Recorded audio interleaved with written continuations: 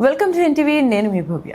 ఇప్పుడు కొంచెం okay, war conditions అన్నీ కొంచెం కుదుట పడ్డట్టే కనిపిస్తుంది, బట్ స్టిల్ కొన్ని ఇష్యూస్ అయితే జరుగుతూనే ఉన్నాయి. బట్ ఈ సిచ్యువేషన్లో మరి స్టాక్ మార్కెట్ ఎలా ఉంది, అండ్ అందులో మనం ప్రత్యేకంగా ఏ కంపెనీస్లో ఇన్వెస్ట్ చేస్తే, ఏ షేర్స్లో ఇన్వెస్ట్ చేస్తే బాగుంటుంది, ఈ డౌట్స్ అనేవి మనకు ఉంటూ ఉంటాయి. సో ఈ డౌట్స్ క్లియర్ చేయడానికి మన ముందు స్టాక్ మార్కెట్ అనలిస్ట్ శ్రీరామచంద్రమూర్తి గారు ఉన్నారు. అడిగి తెలుసుకుందాం. నమస్తే సార్. సార్ ఒక రకంగా చెప్పాలంటే కొంచెం చాలా గ్యాప్ వచ్చింది, ఈవెన్ మనం కూడా మాట్లాడుకొని, లైక్ ఎందుకంటే సిచ్యువేషన్ కొంచెం మార్కెట్ అంతా కూడా ఎందుకో కొద్దిగా డల్ గా ఏదో అలా వెళ్తున్నాం అన్నట్టు కనిపించింది. So as a viewers, audience గా మాకు. బట్ మీకు కొంచెం ఈ మార్కెట్ గురించి ఐడియా ఉంది కాబట్టి అసలు మీరు మార్కెట్ ఎలా ఉందంటే ఏం చెప్తారు? యాక్చువల్గా అండి, ఇప్పుడు ఆల్రెడీ మనం 2026లో ఫస్ట్ 6 months అయిపోయినాయి. సో ఫస్ట్ 6 months చూసుకుంటే మనకి మార్కెట్స్ ఇరాన్ యుఎస్ యుద్ధంతో సరిపోయింది, పెట్రోల్ విపరీతంగా పెరిగిపోయింది, స్టాక్ మార్కెట్లన్నీ కరెక్షన్ అయిపోయినాయి.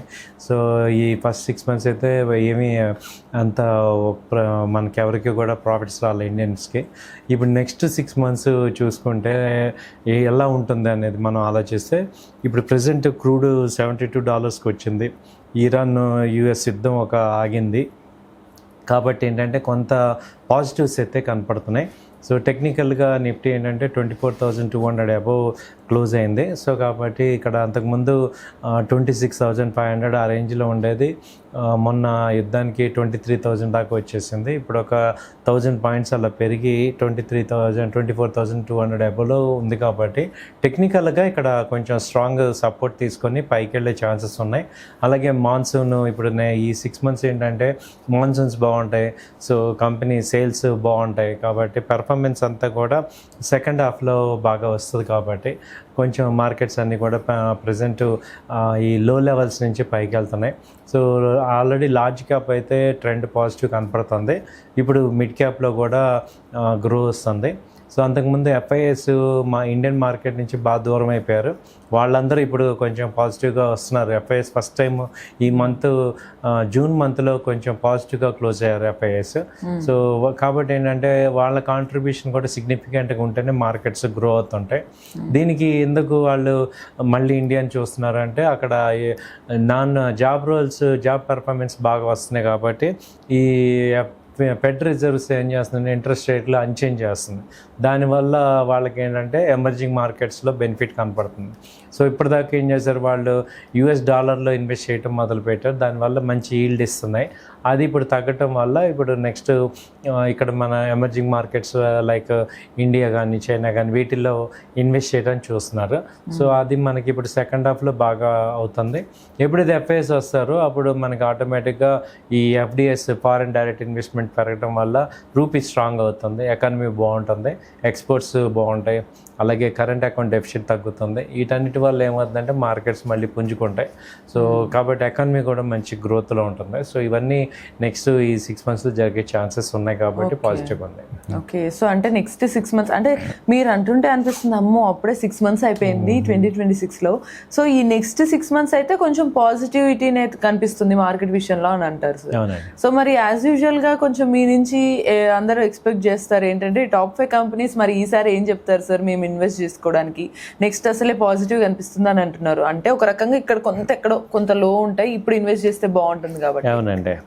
సో యాక్చువల్గా ఇది సెబీ రూల్స్ ప్రకారం నేను ఎక్కడ కూడా ప్రమోట్ చేయట్లేదండి, ఇది ఒక ఎడ్యుకేషన్ పర్పస్ కింద చూడండి. మీరు కూడా 1-2 సార్లు ఆలోచించుకొని మీకు ఫ్రీ అమౌంట్ ఏమైనా ఉంటేనే ఇన్వెస్ట్ చేసుకోండి, కానీ మేము ఎక్కడ కూడా మిమ్మల్ని ఫోర్స్గా మీరు కంపల్సరీ కొనండి అని చెప్పట్లేదు. బట్ ఇది ఒక టెక్నికల్గా అనలిస్ట్గా మీకు ఒక ఎడ్యుకేషన్ పర్పస్ కింద తీసుకోండి. సో ఇందులో ఏంటంటే ఫస్ట్ కంపెనీ ఏంటంటే ఈ గ్లెన్మార్క్ అనే కంపెనీ ఒకటి బాగానే ఉంది. సో గ్లెన్మార్క్ ఫార్మా, ఇది ప్రజెంట్ ఇది 2200 ఆ రేంజ్లో ఉంది. ఇది టార్గెట్స్ 24 దాకా వచ్చే ఛాన్సెస్ ఉన్నాయి. సో నెక్స్ట్ 3 months నుంచి 6 monthsలో ఛాన్సెస్ ఉన్నాయి, ఎందుకంటే ఫార్మా ఇండస్ట్రీ కూడా బాగా గ్రో అవుతుంది. సో అలాగే ఇది ఏంటంటే డౌన్ సైడ్ కూడా 200 మళ్ళీ 2000 అలా వస్తున్నా మళ్ళీ యాడ్ చేసుకోండి, కొంచెం తగ్గిన బై అండ్ డిప్లా చేసుకోవచ్చు. టెక్నికల్గా వీక్లీ చార్ట్ అది బాగుంది. సో నెక్స్ట్ టార్గెట్స్ వచ్చి 2400, 2500 దాకా కూడా ఛాన్స్ ఉంది గ్లెన్మార్క్. తర్వాత బాలకృష్ణ ఇండస్ట్రీస్, బీకేటీ టైర్స్, ఇవన్నీ కూడా మనకి బాలకృష్ణ ఒకటి మంచి బాగా కరెక్షన్ అయింది. 3300 నుంచి కరెక్షన్ అయ్యి ఇది 2000 అలా వచ్చి రివర్సల్ స్టార్ట్ అయింది. సో ఇది కూడా 2000 ఆ రేంజ్లో, ఇప్పుడు 2200 రేంజ్లో ఉంది. ఇక్కడ బాగానే ఉంది, బాగానే ఉంది. ట్రెండ్ అంతా కూడా పాజిటివ్గానే ఉంది. మళ్ళీ 2000 వచ్చినా కూడా మళ్ళీ యాడ్ చేసుకోవచ్చు, ట్రెండ్ పాజిటివ్గానే ఉంది. తర్వాత దాల్ భారత్ అనే సిమెంట్ కంపెనీ మనకి, ఇది ప్రజెంట్ 1760 ఆ రేంజ్ ఉంది. మొన్న 1700 నుంచి సపోర్ట్ తీసుకొని పైకి వెళ్తుంది. సో ఇది కూడా అంతే, మళ్ళీ 1700లో కూడా యాడ్ చేసుకోండి. ఇప్పుడు 1770 ఆ రేంజ్లో యాడ్ చేసుకోండి. టార్గెట్ వచ్చి 1900, 2000 దాకా కూడా ఛాన్స్ ఉంది. ఓకే. తర్వాత గోద్రేజ్ ప్రాపర్టీస్, ఇప్పుడు ఏంటంటే రియాలిటీ సెక్టర్ లాస్ట్ 1 వీక్ నుంచి బాగా పర్ఫామ్ చేస్తుంది. ఇది గోద్రేజ్ వచ్చి దాదాపు 1700 నుంచి బాగా ర్యాలీ వచ్చింది. ఇప్పుడు 2000 ఆ రేంజ్లో ఉంది. ఇక్కడ కొంత బై చేసుకోండి, మళ్ళీ 1900 వచ్చినా యాడ్ చేసుకోండి. ఇది 2200, 2300 దాకా కూడా ఛాన్స్ ఉంది. ఇది అంతకుముందు ఆల్ టైమ్ పీక్ వచ్చి 3000 దాకా కూడా వెళ్ళింది. సో అక్కడి నుంచి పాలే రివర్స్లో అవుతుంది. తర్వాత హిండాల్కో, హిందుస్థాన్ అల్యూమినియం, ఇదేంటంటే ఇప్పుడు సిల్వర్ గోల్డ్ ప్రైసెస్ తగ్గాయి కాబట్టి ఇది కూడా తగ్గింది.